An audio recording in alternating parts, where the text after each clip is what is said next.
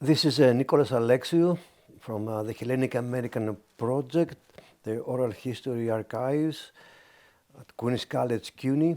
And today, on April 2nd, 2023, we're very happy, very pleased, and very honored that in our series of oral history interviews for the Greek American community, we have an interview with an international renowned sculptor and artist whose works, which is more than 100 works, they're displayed around the world, in the States, in Europe, in Australia, in Japan, in other countries, and of course, And Greece.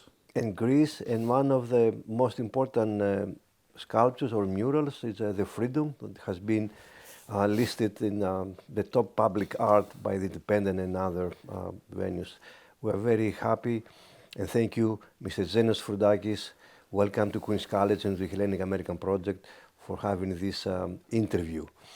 And let's start with a statement. Let me say, Nikos, the honor is mine, and I'm happy that you're here. Thank you very much. Let's start saying your name and your place of birth and some indication for your family roots and who came first in America. Who came first sounds like who's on first. Anyway, my name is ZENOS FRUDAKIS. It's a Cretan name, the K-I-S, A-K-I-S. My father was from Hanya, from Alikambos and then Hanya, and came to America, and I grew up here. I was born in San Francisco. My mother was born near Boston, but right after the war, in Somerville. Right after the war, her father decided to go back to Greece. Bad timing, just in time for World War II. So she was there when the Germans came and the Nazis, and she had a neighbor boy that was shot because he was out after curfew. He didn't know. He was with his sheep. What does curfew mean? They killed him. It was a terrible time, and I think she had a sister might have starved or something. They took the resources, and so anyway, then she came to America and met my father, and my father had an earlier family in which there are artists and musicians and others and scientists and so on. Do you know what year your father came? I don't know exactly. I think it's right close to the time of the Titanic. Fortunately, it wasn't the Titanic. But it was maybe around, I did know, because I looked it up, you have those records coming over in the island. In this island? Yes, Ellis Island. I don't know, it's 1910, something like. He was born in the 1800s, 1890s, and which is another whole reality in itself for me, because he raised me from the perspective of that medieval time in Crete, 1800s. But he came over at a very young age that they probably economically needed to get him out to America, where they had a relative and he was going to get a job, because they had, I think he was the youngest of 13. His oldest brother played the lira. They all played the lira, and they were very good at it. My father was a very good lira player, and he would make up poetry and songs as he went along, which I think is easier. You as a poet would understand in Greek, because like Italian, the Indians they're few, not like English, which has all this influx of words, and there's a lot of different Indians. It's hard to sometimes rhyme in English. But he was, his whole family were very good. They were dancers, and and they played instruments and so on. In fact, one of my father's grandsons from the earlier marriage is a concert pianist who went to Juilliard and has done very well, has a lot of albums. So the father went to San Francisco because he got some relatives there. He came to New York. Mm-hmm. He started in New York. No, there was an earlier. I wasn't around anywhere near the 1910, and he didn't. As often happens, the relative was taking advantage of him. He felt working him too hard in the restaurant, washing dishes and all of that, probably doing all the dirty work. So he went out on his own. I think he was a smart man in a certain way. I wish he had gotten an education. I think that was a frustration for him. But he worked on the railroad for a while as a water boy kind of thing, getting water for people. And it's kind of a rough life for a little kid on his own. I think he went out on his own. And I don't know what he went through. He went down in the mines. He worked something like 25, 30 years in the mines. You can imagine, again, a young kid doing that. When he was, I think, around 19 or so, he told a story that one of his buddies, there was a Greek, each group, this is now he's out west. He was in Utah or Wyoming or somewhere. And the Greeks had their little community and they would work in the mines. Those were, I think it was more surface mining, that strip mining. And the Serbians had their group and the Germans, so on. And he said they would have athletic games and he would run. He liked to run without his shoes. And they would go out gambling at night. It was Wild West. We're talking like 19, I don't know, maybe 1915, 16, 17, in those areas, carried guns. They went out and they gambled. And Greeks, I guess from the old country, he was used to the gambling thing, although he was a little kid when he was there. But I remember he told me once he won some money, a lot of money, and he hired somebody on the spot to defend him. And they got a room in that place where the gambling was in the hotel upstairs, and they took out their guns. They put all the furniture against the door. He said, but he got into the habit, unfortunately, of gambling, and that wasn't good for our family. It made for hardship. But that's part of the socializing for him to go those. He would come home. He'd be out all night. He'd come home and his coat would stink of smoke from the people smoking all in the cafe, cafeneal. It just was anyway. So and how he ended up in San Francisco? Oh, what I was going to say. So he was out west, and one of his coworkers said, "I have this sister in Greece. You should meet her, maybe because they were looking for wives." And he said, "Let me see a picture." He showed him a picture. She looked okay to him. He said, I guess he paid to bring her over. And he told me, now this is his first wife, not my mother. He said, I thought to myself, I'm going to hire, and he did, the fastest horse, just in case when she got off that train or whatever, or came out, she was not very good looking. He was going to make a run for it. So he said she was okay. So he married her. And he had, I think, 6 kids. And one of them became a prominent sculptor who taught me. He died a few years ago. Evangelos. He was almost 98, a month short of 98. He grew up in New York. But I don't want to get too complex with all this. But right after he married her, he was sent into, they had an explosive that would blow up part of the mountain and mine it. And since he was new to this particular job, they sent him because he didn't know. They figured it's dangerous. And he went with another Greek coworker, maybe 2, and they were both killed.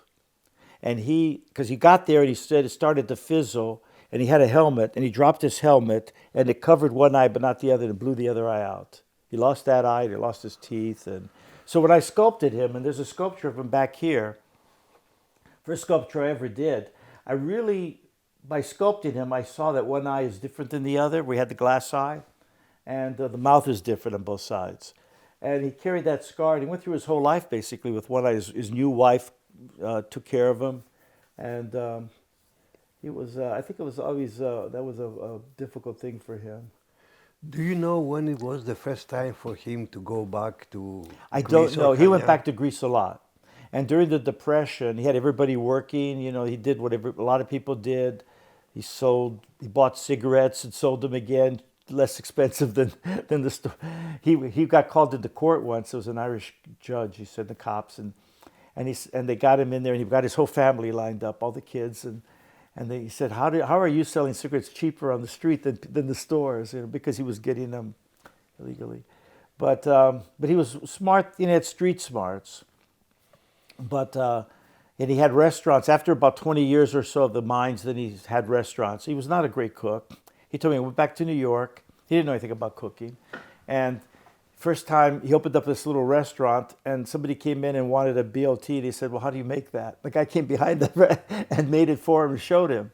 And then somebody else wanted French fries, and he didn't know about the oil, and he found some oil under the sink, he said, and he made them, and it was motor oil. He didn't know. It was like oil for the machine. But he was more interested in the socializing, and sometimes Greeks would come in, he'd play cards with them, and instead of paying attention to the business. Or playing music with He played the lira for himself, and that's one thing I learned. He had an artistic side, and he would always play every day a couple hours. So as a child, I saw him do that, and I read about art books about Da Vinci and Michelangelo and so on. So I felt I needed to study a couple hours a day. I made sure I drew from art books. I drew, paintings and things for 2 hours a day, just like he played. I did. It was a discipline. I think I got that from him. But you grew up in In Indiana. Gary, Indiana. Yeah. Somehow, what happened was he had this first family, and some good. One child became this prominent architect. The grandson became a prominent concert pianist. Went to Juilliard. Another, his brother's grandson, I think, became a well-known scientist, DNA scientist. I think he's on some of those TV shows sometimes. They have him on to identify criminals with their DNA and so on. So there's a lot, and there was another nephew or something that became a prominent, very prominent coin collector, and in Long Beach he had an expo. So people did well. There was a lot of ambition. I think somehow, I don't know, they've done well, the family. I grew up very conscious. He would always say to me, I was a little kid, I would always draw. And this is now he moved to Indiana, because when he got remarried, the family in New York and the family in California, they weren't happy with that. So he moved to the middle of the country, to the Chicago area, where Gary was. And Gary was a steel town and had a good economy, and he thought he could have a restaurant there, and I think he knew someone there. So anyway, so that's why we were in Gary, Indiana. I went to a high school it was a very good high school. Frank Borman, the astronaut, went to my high school. I got to meet him. He went around the moon. He came back. The grade school that I went to, Carl Malden went to, the actor, the Birdman. I got to meet him once at some affair, something that had to do with prominent Indiana people. I mean, there are a lot of, Tom Harmon, the all-state football player, went to my high school. So it was a interesting place to grow up. Do you have memories how it was at home, the environment growing up? Because Greek, it was a dominant. My father Greek, used to say, "Don't language. speak English." He said that's a barbaric tongue. Speak Greek. And I wish I had spoken more Greek, because my Greek isn't very good. He told me my Greek I spoke Greek like a Turk, which I don't think was a compliment. He had a good sense of humor. He was very reclusive. He stayed to himself a lot. He did go to the Cafe Neo, but even there I heard he kind of stayed to himself. It's too bad he didn't get out. I remember one time he did go to Chicago, and he took me with him, and there was a fundraiser for Cyprus when all the problems would happen with Cyprus in the early 60s or something. And they had him playing in the middle of a big group. People danced around throwing money into a box for Cyprus. I remember that. And they had somebody on the mandolino or something. And he played all night. They loved, he could play, and he'd sing, and he'd make up, songs, and he had a good voice. But in school, you had a sense that you had a Greek background. Yes. How the other kids received you? They knew that you were Greek. You faced any kind of discrimination? In Gary, because of the steel mills, it was the largest steel mill was there, U.S. Steel, and many other steel mills. There were many groups, people that went there, Serbians again, Croatians, Italians, African Americans, towards the end later. And it was, so I didn't stand out. It wasn't a waspy area where you had the kind of prejudice. I still heard things. Sometimes somebody would say, "You dirty Greek," or something. Some little kid, they probably heard it from their parents. They don't know. I showered. I wasn't dirty. But, and then I'd punch them, and that kind of thing. I remember a lot of fights growing up, even in kindergarten. My father would come and sometimes pick me up after kindergarten. Before he'd get there, some kid, meet me outside, and we'd have a fight, and then my father would get there. But my father also grew up, his kids boxed, all of his sons. So he was used to that. Because in New York, Dempsey and all that, one of them, I think all of them trained in like Dempsey's gym, that kind of thing. There were 2 gyms. And he used to be ringside with them. But then they left the boxing behind because they didn't want to mess up their brains. One became an architect, my other half-brother, and one the sculptor. And the third one, who had scholarships, was going to be a doctor, but he got hit by a car in Hell's Kitchen. He was killed. But it was rough. I remember he said that my half-brother said the 3 of them would get together. If you wanted to make money as a paper boy, you had to have the best corner. So you had to fight for it. The other kids would try to take it away from you. So 3 of them would get back to back and fight everybody off and sell their papers. And my father had them all working during the Depression. And he made very good money and went back to Greece a lot. And my half-brother said 7 times at least. He would go back as a little kid, and one of the other family members would say, "Okay, you're here for the summer. You're going to work as a cabinet maker." And he would teach him cabinet making because that's what some of the family did. And anyway, and I remember he told me he started collecting Greek coins, and then before he left, he couldn't take them with him. You weren't allowed to take money out, and he gave it to this other relative who later became the coin collector and became very prominent because he was inspired by the Greek coins. But so we grew up. I grew up in Gary, and there was a lot of ethnic diversity. And I worked at the steel mill eventually. When I talked to Carl Malden, I found out he also worked in the steel mill. And I said we went to the same elementary school. And so it was a town where there was a lot of conflict and there was a lot of racial tensions at some point. And so it was rough. I had knives pulled on me. If somebody holding a knife to my chest, I had to talk my way out of getting stabbed. Jumped on a few times. I loved reading. That was my escape out of all of it. I thought, what am I doing here? I've got to get out of this. I wanted to get somewhere else. And so the library, I was always close to a library because Andrew Carnegie, I think, made sure with the money he left that he created libraries. And there was one in Gary where he had a steel mill.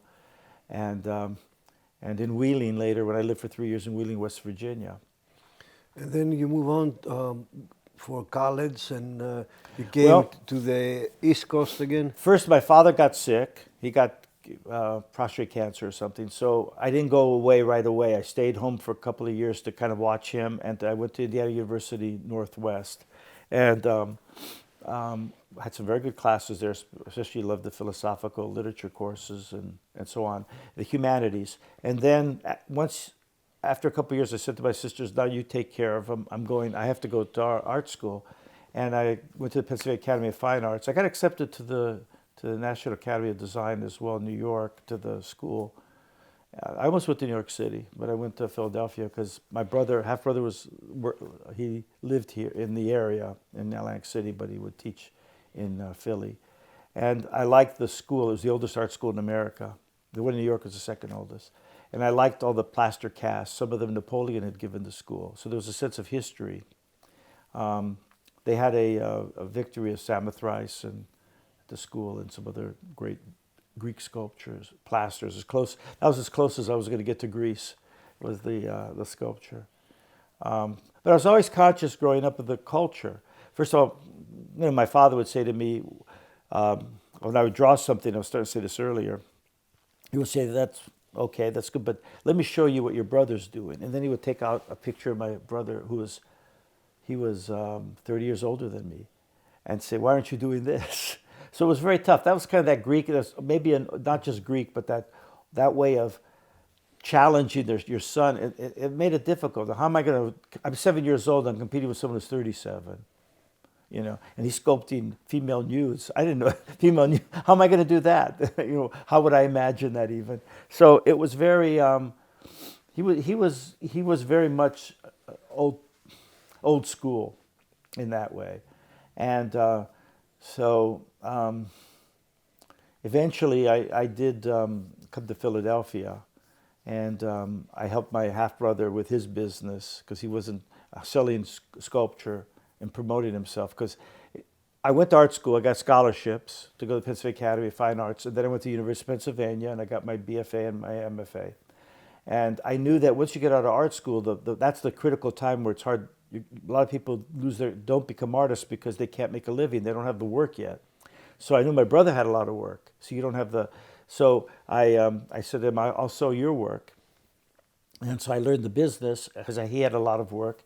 And I met people who became clients, and then after 10 years, I went out on my own. I met Rosalie, who was my wife, and became my business partner. And she helped me with the business part. In Philadelphia, it was a well-established Greek American community. You had any contacts with the community? I didn't have a lot of, not like New York. There are a lot of Greek churches, but I'm not religious. I'm not part of that community, so it made it very difficult to connect with other Greek Americans.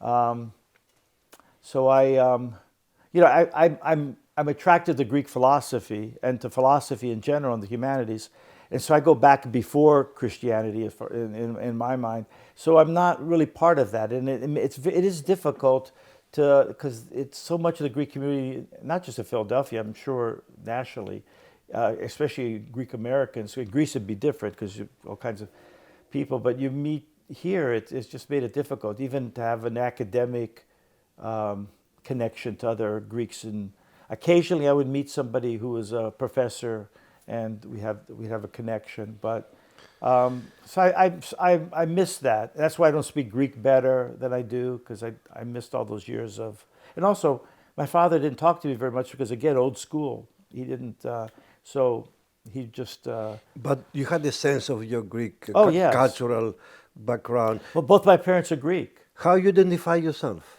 Greek American, and also, citizen of the world.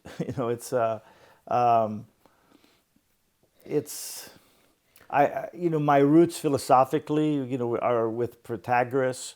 Man is the measure of all things, and with Heraclides and the Greek the pre-Socratics, Socrates, and the unexamined life is not worth living, and I have those quotes on my big book sculpture that I did. I got to choose who I wanted on this big bronze sculpture that's 8 feet high, 12 feet long, and so I picked Socrates. I have a couple of Greeks, and I have Protagoras' quote.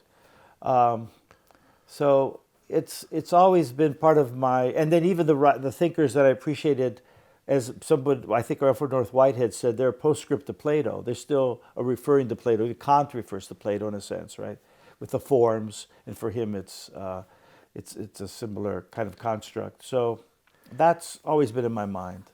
As a child or later as an adult, as a grad student, you traveled to Greece, you visited Greece at all? Or when was the first time you visited I'm trying to remember the year. I wish I could remember. One of my best friends, close friends, is Don McLean, who's a singer, wrote American Pie, and Vincent, and I Love You So. And he wanted to go to Greece, because I spoke Greek. He said to me, why don't we go together? And so I almost never traveled if I had it for business. I didn't do it. I was so committed to my work, and I thought, okay, well, I'll do it this time. I'll just go because it's Greece. I've always wanted to go see the Parthenon and see the Greek museums and be with the people and see what it's like, the community.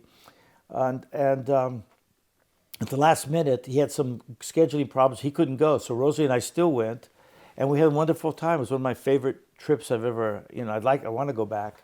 She wants to go again too, but I'd like to go back to.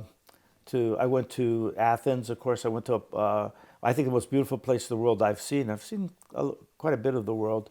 Is Delphi, and I went to Napoleon, and I went to Crete, of course, to Chania and Heraklion, and.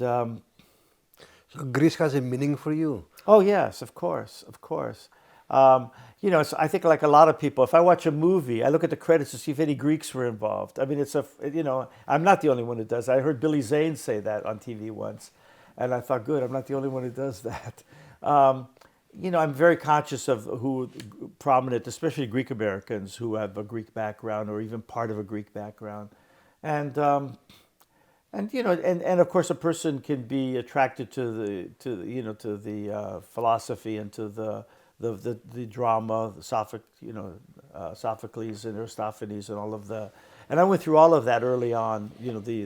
The plays and the poetry, of course the sculpture still influences me. There's a lot about design that you learn when you look at the Cyclitic figures, the island figures. They're not that realistic. They're geometric. So that geometry with Greek sculpture, especially the ancient Greek sculpture, it stays through. Even with the very realistic figures, the Hellenistic ones, after the classical period, you go through the Cretius boy and some of these others, it gets more and more realistic, the sculpture. And then even when they're they seem almost alive, they still have a level of geometry. And I think that we have a way of looking at the world where we make sense of it. And we superimpose, and it probably comes from evolution. It's like Chomsky talks about how syntax and so on are built in at this point through evolution of millions of years of the brains developing and everything. That I think there's a sense of design in there, symmetry, symmetria, the Greeks talk about, and rhythmos and rhythms and movement and all that. A lot of those elements that the Greeks had in their sculpture and their art, that's influenced me. It stayed with me. But it started early and went all the way through their work. And then at some point, after the Romans, the Greeks couldn't get along, the city-states, they couldn't unite. First with, Alexander the Great conquering them, and then the Romans. Then they took some of the best of the Greeks and took them to Italy, right? They took sculptors to sculpt their people. It was a brain drain, a talent drain. They took, whoever if they needed the experts, because they were more, the military, and they had other talents building things. So, and then when the Turks came, and then the church, I think the church also, this just kind of kept people from advancing as much. Because I wonder sometimes what happened to that great civilization, but it was a crossroads, and for ideas, of course, between Egypt and the rest of Europe and the Middle. It was a place where there was a lot of ideas exchanged, and you need that. You have to have that to think. You can't have like one book that you live by. Some people do, whether they're some Christians who just go with a Bible, or Muslims with a Quran, or the one book. You got to have several. You got to at least have 2 or 3 or 4 sources, so you could cross. So they contradict each other. So you have to decide what's true. You have to look at the world and see what's real. And when I did my book sculpture, I made sure that it's called Knowledge is Power, from Francis Bacon, who was one of the early people who tried to go directly experiment in England and their kind of Renaissance. But I also have a line in there, a quote from Einstein, that imagination is more important than knowledge. So over and over again on that book sculpture, I would have one quote by someone like Machiavelli about the people aren't about the his ruthless way of looking at the world and using people. Where then I'll have another quote from another someone else. I think it was Kant. I'm trying to remember who I quoted, who said the opposite. People aren't a means to an end. So I like doing that in my thinking. So you saw the power of ideas, and also that one scientist or one philosopher builds upon the other. It's not that it's exactly contradiction, but it is a dialectical relationship. It is, and there is that thing where you can hold 2 ideas at the same time also, but that are kind of because you're not. They both. It's almost like particle physics. Think where if you look at light this way, it's a particle. If you look at it from this way, it's a wave. So that can happen, I think, in looking at the world. I don't think you make up your own reality. Then you're insane. And there are people who talk about alternate realities. That's kind of insane. But it is a process towards truth. Pardon? It is our process as human beings towards truth. Towards reality, which is hopefully what truth, that's the same thing, I like to think.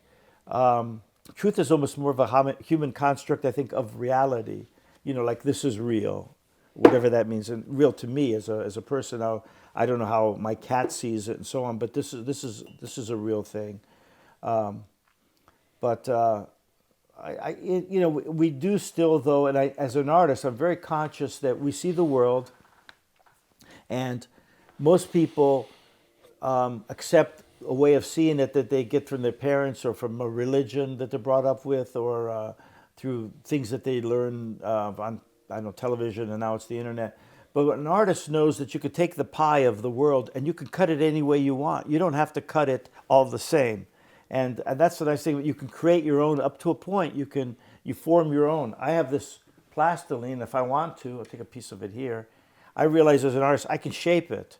I can shape this from this. I can go out in the yard when it rains and take some moist mud. I can make this from the mud in my yard. Now, it doesn't work as well as this clay. This is very special, but this is still from somebody's yard. Now, it's been developed a certain way. This is an Italian clay. It's funny, when I was in Italy, they say about Italians and Greeks, same face, same race. But it's got volcanic ash in it. It's a particular earth that it has animal fat in it. They'll make this anymore. I haven't made it for like 50 years. I bought a lot of it when sculptors die. I buy it if they have any, I buy it from them because there's nothing like it. And then same with my tools. These are all handmade tools with sculptors' initials on there who are now dead. Eventually, my tools will be out there somewhere with my initials. But they're wonderful. This is like having a Stradivarius. If you're a violinist, you want to have the best tools so you're not hindered by the tools. They should be tools, not. Since you mentioned your book, Sculptor, I want to come back to this. Sure. But before we go there and talk about Darwin and why it is a central figure in your thoughts and Yes. in your art, I would like to know about the thing you said. I have some sculpture, some work in Greece. When that happened and how and where is it? And if you had an invitation by any Greek official department to work there, or if you had an invitation now, you might take it and go? I might. I'm getting older now, and I've got so much work. I have a lot of work. I'm doing the big piece for a zoo right now. 4 big animals, but there's going to be more. And I'm doing a businessman. I got to put his head back on. I'm doing a Thomas Paine for the U.S. Capitol area. That's been passed by both Congresses and signed by President Biden. So I'm doing a lot of work, and that's not all of it. A 10-foot Muhammad Ali that I have to sculpt soon. I'm going to enlarge the studio. I need twice as much space, so I'm going to do that soon. I'm just trying to get through the building permits right now. So I have a lot of promises to keep and miles to go before I sleep, as Robert Frost said. So, by the way, this is clay that was used by famous sculptors. All this clay made. Lincoln Memorial was made with this, and some other major sculpture monuments around the country. I love that history. I love that connection. But you're asking then, so... Where is your work in Greece? Oh, in Greece I only have one place. And I did a sculpture of Constantine Papadakis. It's up there. He was the president of Drexel, wonderful man, he was a brilliant man. He was a force of nature. And he sometimes would call me and say, come over to Drexel, walk with me in the campus, tell me what I could do to make it even better. He was very open to that. I was flattered. And he asked me to do a sculpture for him, which I did. He wanted to stop traffic with it, but unfortunately he died. I don't know if he was a smoker, he got cancer and he died. But after he died, so the piece isn't done. I still have this almost 40-foot sculpture that I'd like to find a home for. But there were people who wanted a sculpture of him. He wanted, as he was dying, and he had the oxygen thing around his neck, he had me over at his house, and he said, here's a suit I want to be in. I mean, can you imagine that? He showed me his suit. I think I still have it in the closet. And but Drexel didn't. He stepped on some toes, I think, when he was there, because he was so. But he'd make right decisions. He put up an amazing building from a famous architect every year. It was like 7 years. I think he put up like 7 buildings. He had the Democratic Convention when they were running for president. He had the people who were running come to Drexel of all places and to have a debate. And he kept bringing attention to Drexel, which is not it's not MIT or Harvard, but he brought attention to them. And he had some wealthy Greek people who gave them buildings, and he was a rainmaker. He was but he stepped on some toes. I remember after he died, the board called me in and they wanted to talk to me about this project. And the person who ran it was Italian in his background. He said, as soon as I walked in, he said, "You Greeks didn't do everything." I said, "I know. I didn't say I did." I said, "I appreciate my." He said, "We Italians did something too." I said, "Okay." So unfortunately, I think I didn't get to do a statue of him. I did a painting of his vice president at Drexel. That's there now. His name was Tony Canaris. He was Greek. He was from Wheeling, West Virginia, or Steubenville, that area. I think it was a Greek community there.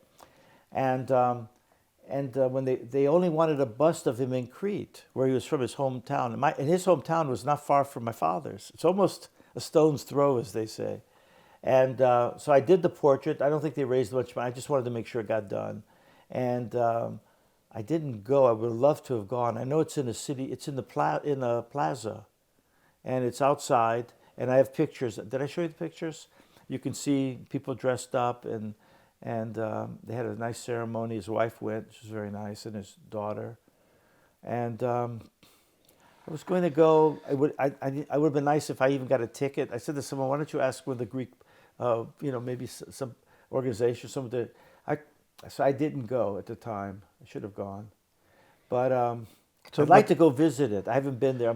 Maybe that should be my next trip. If you had an trip. invitation, you were going to go. Yes, Okay. sure. I'd like to talk about this. I'd like to do a lot more with Greece, and you're bringing that up. While I still can, I think maybe I'll have another 30 years in me, like my brother and my father and my half sister. They all lived to be almost 100, and they were active until the end. So I think it's a shame to not have. I don't need.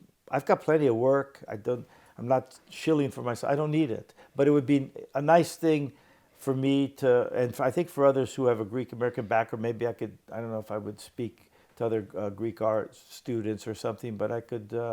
I don't do that very often, but some kind of exchange, some kind of dialogue. I don't know. Maybe a sculpture I could do, like my freedom sculpture. I could do a second one for Greece. There's some interest in France right now, but I'd love to have one in Greece. Freedom in Greece, it's democracy. It would be a perfect fit. And if I did a freedom sculpture for Greece, I would do it with a different background. That would have to do more with Socrates and Plato and the Greek playwrights and maybe some of the contemporary the Nobel Prize winning poets and so on, have their quotes in there. So I would adapt it. Adaptation, that's what we're talking about, right?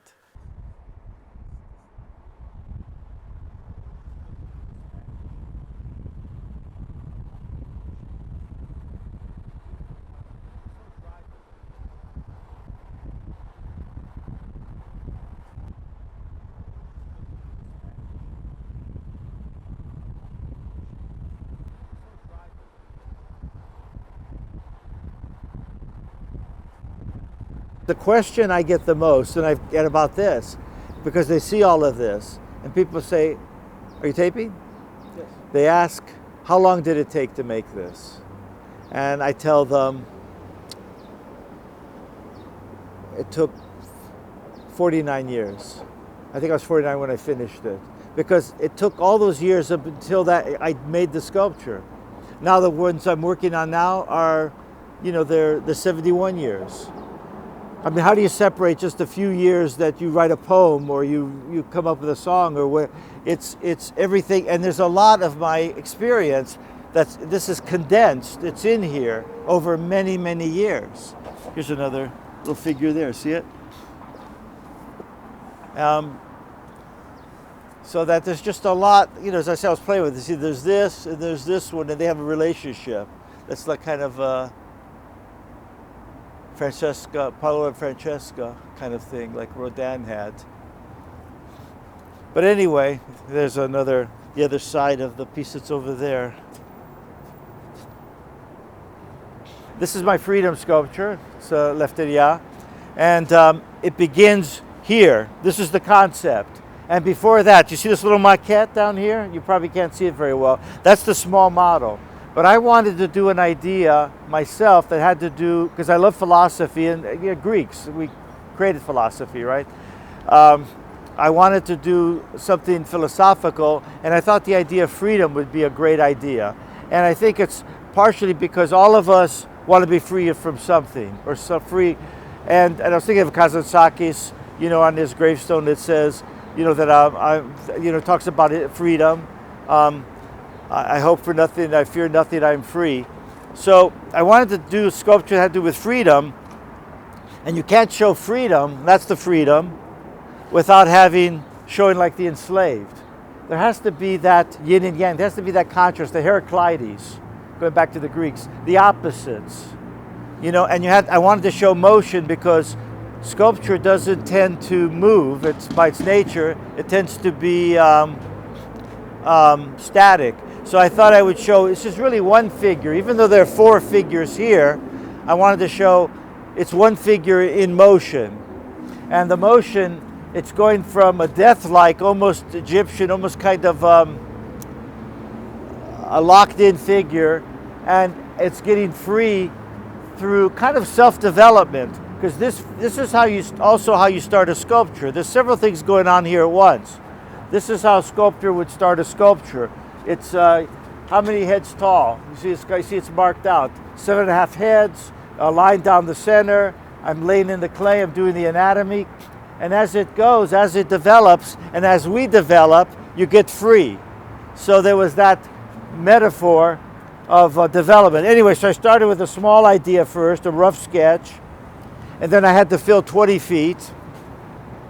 So when you go from a small poem and now you've got to create a novel, you got to add characters. So I added more in here. My mother's here. Half of her face is more developed than the other half. My father is over here because, like T.S. Eliot, I wanted to put myself in my work in his, 4 quartets. So my father was more of a fractured person. So I took a wax sculpture that I sculpted of him. It was my first sculpture I ever did. And I dropped it so that it broke. And I took the pieces. See, there's his mouth, there's his head, his ears over here. And under it, there's a child's head. The child's head was from some old clay I bought. Somebody had left a child's face in there. It was mysterious. And there was a child inside the man, the adult, for me. But you see, there are a lot of little jokes. Here's a nose. He doesn't have a manhood here, but there's a nose over here. There's little things around it. I wanted people, if people drive by, I want them to see the big picture is the struggle to break free. If they walk back and forth every day to work or to school, then they can come here and discover something. The little figures. There's a girl here with a tombstone. There's figure here. There's something here. You can see. And I also wanted to have, because in Philadelphia at the time, I wasn't showing, no one was giving me a exhibit. So I thought I'll create a one-man show of my work. So I have at least 20 pieces in there. So, there's a figure here. This was Rosalie. My friend Don McLean is up here. And the reason Don is there, that he wrote American Pie, and he's a very good friend of mine. And the idea of American Pie partially was that you interpret it yourself. He didn't want to talk about it too much because he wanted people to put themselves in it and interpret it. So I wanted to create a piece that was open-ended enough. And you see this with Rodin's work, which is down the street. You have the Gates of Hell, which is a big inspiration for me. Not that hell is inspiring, but the Gates of Hell as artwork is inspiring. But I wanted to create create a narrative of struggling to break free, but so it's open-ended enough. So if a piece is open-ended, then people have to interpret it. It draws them in. So it's not a piece like from the 19th century. It's up on a pedestal. I wanted this down where people can get close to it. They can touch it. People have run into it. I've seen people walking by and hit this. So I don't want that kind of participation, but I'll end up participating in a lawsuit.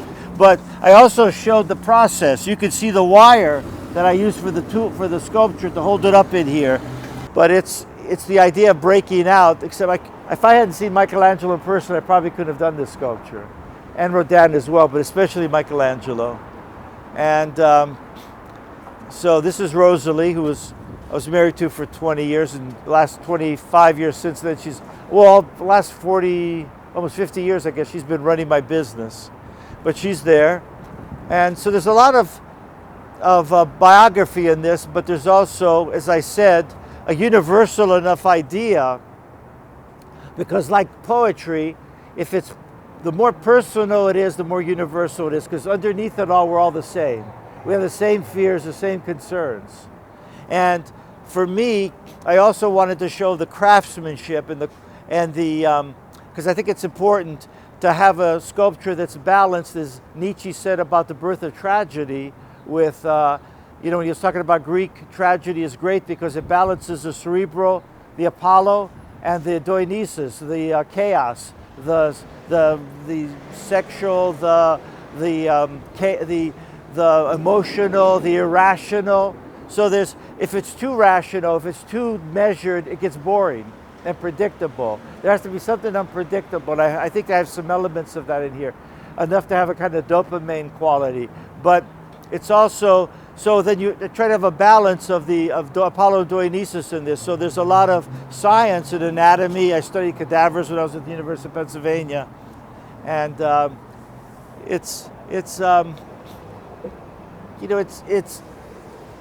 I'm glad that it seems that many people are moved by it. I get, even this last couple of weeks ago, somebody wrote and said a woman wanted to leave her husband and she went to see her therapist, and he'd been abusing her for many years, and he saw a poster of this, she saw a poster of this and left him.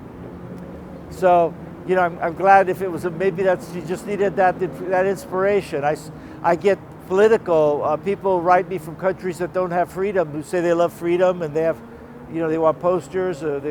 I wanted it out here so you could see the back of it. And even if when it was put here, I thought it'd be nice to leave it open in the back, because on the back side of it, all the figures look like this. They're the reverse. You can see them here, see? These three figures have something that looks like this. And then this is an open space on the other side. So what you have is freedom here, and then you have the other side of freedom.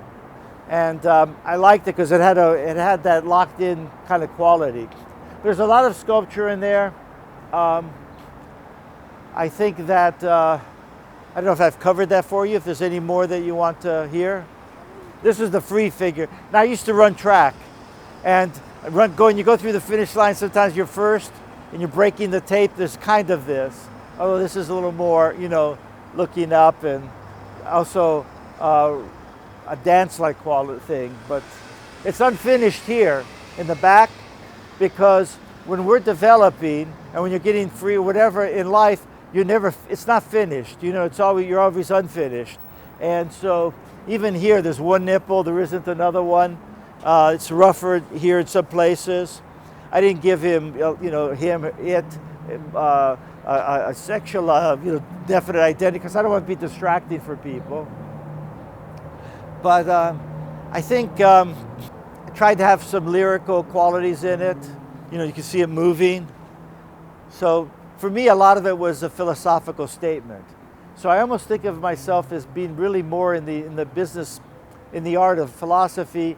And incidentally, my medium is sculpture. That's what I do. If I was a writer, I would have written about it. Or if I was a poet, I've written poems like you, Nikos.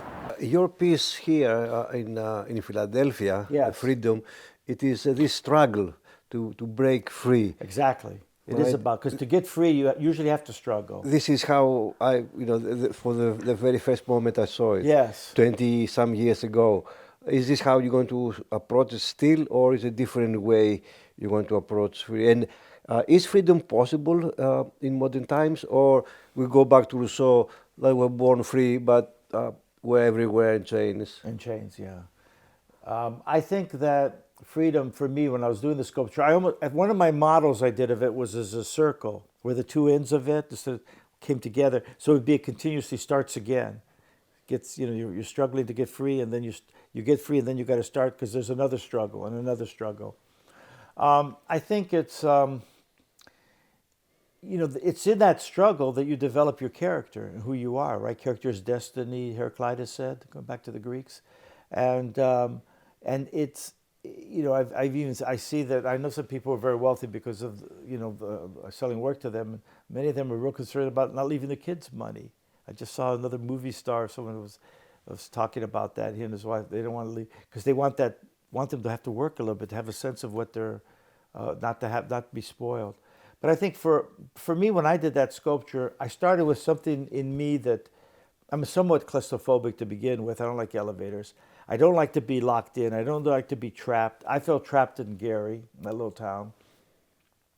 And I was very happy to come to Philadelphia, and from Philadelphia I go to New York or Washington. I can go anywhere. And I think that it started with me, but I thought, again, if the more personal, my deepest feelings were I wanted to get free, and I wanted to take this philosophical idea and make it into a sculpture. How do I show something, take a word and turn it into And with this, express what you say with words. You know, and I thought, well, I've got to show a figure that's trapped and then struggles and then gets free. And behind it, it's almost like escaping the grave. If you turn it, flip it this way, it's a figure coming out of the grave. And the figure, the space behind it, the past of the figure getting free, is like an open grave. So to me, it was a way to that through. I mean, if you're not free, it must be in some ways like a kind of death. And I think for me as an artist, and I know you as a poet, that a lot of poetry is about mutability. It's about time passing. It's about loss, whether it's a lost loved one, a relationship. It's our time constantly falling away, as one of the poets said. It's what's here. It's and I wanted that freedom was about stopping time in a way, or not escaping death, even through your art. That through that process of developing yourself, you get free from death. That's the essential part of it when you look at it. It's for me as an artist, because I don't believe in an afterlife. My afterlife is my work and so on. I hope it'll be around for a generation or two, but but by doing it myself, I feel like I'm not having children. I didn't want to have children. It's not for me. I don't think I would have been a great parent. I was too devoted to my work, and I think that if you look at it from that perspective, mutability and some kind of creating something that will survive, a part of yourself. Because when you create art, when I make something like I made Amelia Earhart, I'm bringing her back to life. That's, for me, that's a way of saying to death, screw you. You can think of the Greek word for screw, but I'm going to bring you back to life. You killed her, I'm bringing her back. She drowned, whatever. Let's stay here for a while, because April is Women's Heritage Month. And let's talk about the female figures that you have created. It is a series of them. It is Nina Simone. Yes. Earlier. Well, that's very important to now. me. See, I don't want to just do sculptures to make money. I'm going to make money anyway, but I have always had a social, both Rosie and I, we've had a social agenda and a progressive agenda. It's a social progressive agenda. Most of the times I've done sculptures, if someone's come to me and they haven't had the budget and it often had to do like workman memorials. I did a workman memorial that's in Bethlehem. They didn't have, I think I did it for costs. The freedom sculpture, I didn't make any money on that when I first made it. But it was an idea. I had other jobs where I did make money, but I wanted to put a lot into it. And so I did it. And there were other reasons why that didn't happen too that were political. But in any case, there are jobs where I've sculpted Martin Luther King except for the last one where I got the commission in Sydney, Australia. I didn't really make any money on those. Sometimes I almost donated them because I thought they should be out there doing some good. I've done the Amelia Earhart. I just sculpted her because I admired her character and admired her bravery and what she did. I've created sculptures like for the Freedom from Religion Foundation, which keeps religion out of politics, and I've made this figure, if I can reach over and get it. And this is an award they give every year. And they've given this to Gloria Steinem, and they've given it to Margaret Atwood, who I was there, and it was very nice to meet Margaret Atwood. And who else? I mean, there are a lot of. There's so many of the pieces have gone to people who I'm very happy that they have them. I did a little golf sculpture. Bill Clinton has one. There's so many. There are movie stars that have them. They're football quarterbacks. I can't think of all the names. I can just. But I enjoy that they're out there. Yeah. That my work is in their, in their homes or next to their Academy Award. That kind of thing. It's kind of fun. Ed Rasner has one of my pieces. He's dead now, but he had one of my Clarence Darrow sculpture, which I did because I feel like I wanted to make something about science and reason. That's why I'm sculpting Thomas Paine now, because it really bothers me the kind of religious bigotry that creates the wars, so many religious wars, and so many people have died over what? Do we You know, still have this controversy in America? It is any kind of anti-intellectualism in it America? is an anti-intellectualism. I was just talking with someone earlier who was, it's interesting, who I felt like didn't have enough of respect, who's religious, for science. And they had a child who went to the doctors, and the doctor saved the child's life probably. This is the second time the other children. And then they were praising God or so.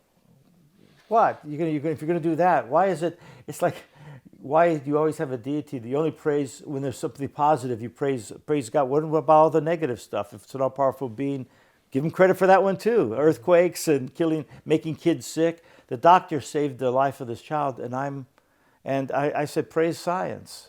But that was a problem. The way I see the Clarence Darrow work and where it was put, it was like a dialogue or an antithesis. It was your public statement, a conversation between the evolutionist and the Scopes trial and the creationist, because you have a public institution, a federal institution, and then you have other statutes that indicate religious things. So it is something.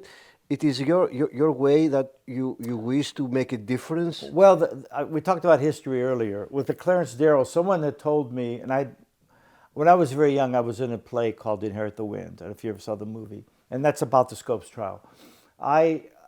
John Scopes, the teacher that was brought to trial because he was teaching evolution in the schools of science by religious fanatics in Tennessee, in Dayton, Tennessee. Someone told me they went through Dayton, Tennessee, and they saw a statue of, what's his name now, the religious leader who... Graham?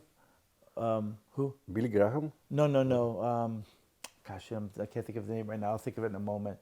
He was the one who Clarence Darrow went up against, and he represented. The other person prosecuted the teacher was teaching evolution, and so I thought there should be a statue of Clarence Darrow there. Why do they just have?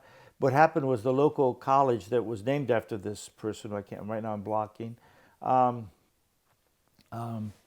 They put up a statue of the religious figure, and they put it on the courthouse lawn. And by doing that, to me, you took a religious figure and you stuck it on a public civic property. You're mixing religion and politics. Shouldn't do that. So I thought I thought I was not going to be able to get them to take that out of there. This is kind of a Bible Belt. So the thing to do is to add the Clarence Darrow sculpture to it. So now I'll take a piece that's religious there, and I'm turning it into a historical drama. Excuse me. So I'm turning it into a sculpture that the sculpture is it's recreating the narrative there.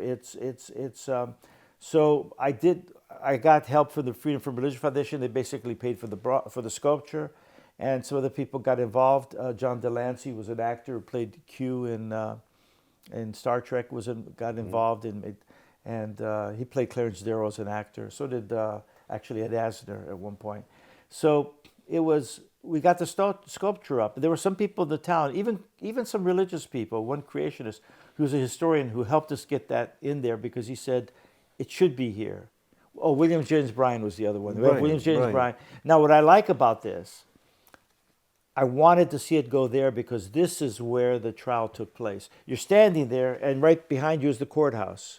The sculpture's there, and it's 7 feet high. And he's got his suspenders, and I have him snapping his suspenders when he's making a point, and it's where it actually took place. It's not in Philadelphia. It's in Dayton, Tennessee, and so for me, that's as someone who's so interested in history, it's exciting that's the case. Your first... oh, by the way, one of the local, I don't know, she was a preacher. She was on the front page of the Wall Street Journal at one point, with a shotgun, saying that she had a surprise for me if I was going to come in there and put up that sculpture. So there was a concern that I or one of the people putting up the sculpture for me, this wonderful foundry, Lorraine Bronze, that I have in Chester, Pennsylvania, they were going to put up the statue that they'd get shot at. So, I mean, this goes back. I have another story about when I put Martin Luther King sculpture in South Africa during apartheid, where there was also I was concerned about getting arrested. But anyway, so this thing sometimes you kind of have to put yourself on the line. And I remember I said to Rosalie, if you see a little red dot on my forehead or on my chest, let me know, because someone might have their sights on me. But what happened is that one of my friends hired a bodyguard with an armed bodyguard for me. But that's not going to do me a lot of good if someone has a rifle and they're off to the side, and so they kept that woman away. The police, finally, the local police kept her, wouldn't let her come near. But I was concerned because they had generated all this hatred about some of the religious extremists, that somebody would sit in the parking lot with a scope on their gun and shoot somebody.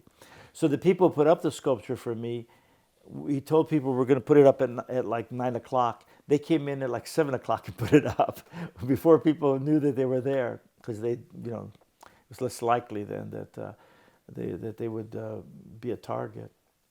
So it's surprising you'd have to go through that in this country. This country is so religious compared to a lot of other countries in Europe, and I think I know sometimes they're surprised, but something like 30-something% of the people in this country, when they fill out a form and people ask what religion you are, they say none.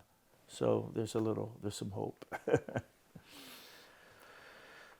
So we know from our discussion that your first creation was at your home under the kitchen table. Oh yes, where your mother gave. My mother was making bread. My father insisted, of course, did she make bread, very Greek kind of thing, and she would make. I remember making the dough and kneading it, and I would ask, or I would just take some dough to make little sculptures. I don't know where. Maybe I got that because I heard about my brother being a sculptor. I always drew.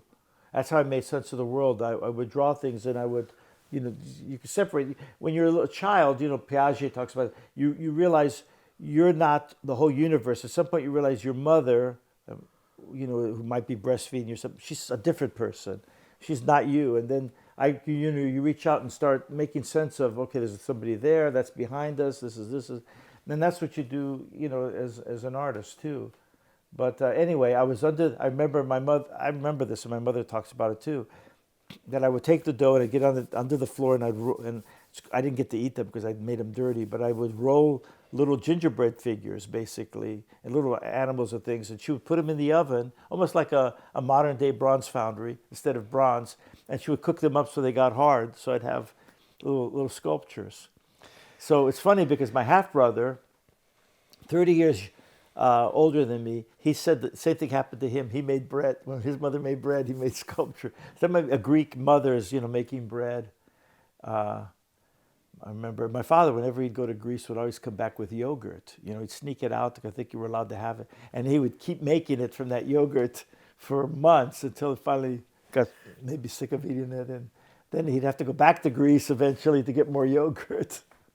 Sneak it out in his socks or something.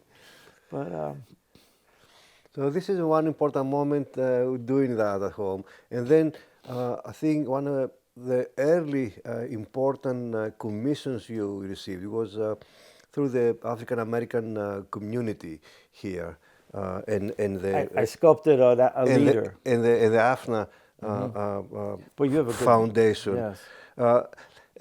Tell us about your relation with the African American community and some of the work you did throughout the years relating to African Americans. Well, my wife's, Rosalie's uncle was very close. He worked a lot. He was a big-time lawyer, had a big law firm, a very large law firm. And they represented people like Walter Annenberg or Sinatra and people like it. It was an important law firm. But he worked very closely with one of the major African American leaders in Philadelphia. And he was the kind of leader, he sort of picked the person who would be mayor, like a Wilson Goode who became mayor. He picked the person who would be, he created an organization that trained people to be professionals, lawyers, engineers, and architects, and then they would feed money back into his organization, and he would educate more people in those professions.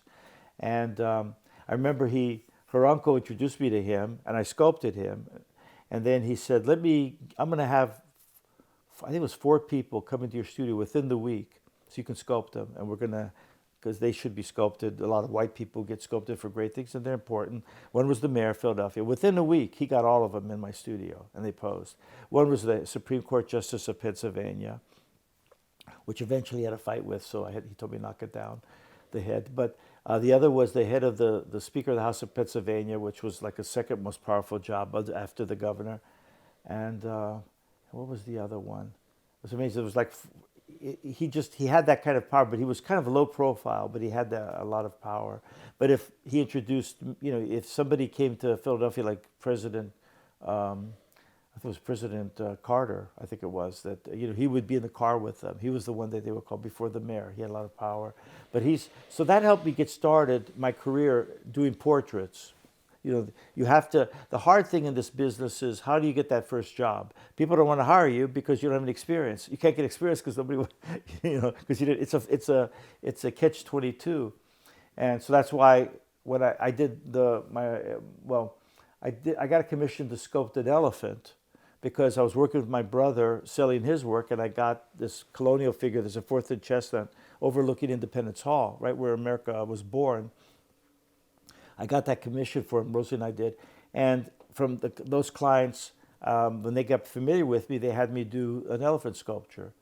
And it's a big piece for your first job. It doesn't get much bigger. And then from that, I got to do other animal sculptures, but I also got to do this politician from Philadelphia, and who in a suit. And once I got that, then I got other commissions for men in suits. So anyway, it's a long journey. It's been 50 years in this, just doing the professional part. What other African American figures did you create? Well, I've done one of the early ones. I was in a national competition to sculpt not Muhammad Ali, but Martin Luther King for the Capitol, U.S. Capitol, and I was one of 3 finalists. And I didn't get that commission. It was politics. But I was told at the time, we'll give you another commission. And so they called me some months later and said, we want a Martin Luther King sculpture for Pretoria, South Africa. Now, during apartheid, you couldn't just take a sculpture of a king into South Africa. So they said, well, we're going to do, you take the bust that they had already seen of mine, and we're going to sneak it in through diplomatic pouch. And then we'll have you come over. Now, you might get arrested. If you get arrested, we'll try to get you out of jail. So I said, great, I'm going to be breaking rocks with Nelson Mandela, and you're going to try. So Rosalie was going to go with me. She stayed here because she said, if you get in jail, I'll try to get you out. I can work better here than going with you. They told me, don't talk to anyone going over there. There are spies everywhere, even on the plane. So America, and the New York Times recently wrote about this again, that I did this. They mentioned it, which was interesting. This was many years ago. So they flew me first to London, because there were no direct flights to South Africa. There was an embargo. And then from there, it was almost like spy kind of stuff. Then I switched to an English, from American plane to the English plane, and British Airways, and flew down to Kenya and then down to South Africa. Landed in Johannesburg. They put me up at a hotel again. I couldn't talk to anybody. It was very lonely. I'm afraid to talk to anyone. But one night, one of the people from the embassy said, we're going to go see a play, and it's an anti-apartheid play. So we got to be careful. We might get arrested. Back to that. When people were getting killed, and so we went to this place, and they were watching the doors and said, if the cops or the military breaks in, this is the way to escape and all that. It was very exciting. But eventually we put up the sculpture, and the ambassador to South Africa was there, and there were speeches, and there were people from the South African authorities that were taking license plates there, and it was exciting. People knew that Of course, they knew that you are white, first of all, but they knew you had a Greek background that played a role, a positive role, a You negative mean role. with the South Africa thing? Yeah. I think. And in general, with the African American I community in the think just States. in general, the idea that democracy and Greece, and that I have this interest in other people having democracies. Obviously, South Africa didn't have a full democracy. I think that that there is that consciousness. The piece I did for Drexel, I'm just looking at it now. I don't know, when I show you around, I'll show you these puzzle pieces that I did of that were going to go on it, and the Darwin head, which is over here, and how that's part of it too. But there's a lot. We should actually walk around the studio when you're ready, and we can talk about some of these pieces.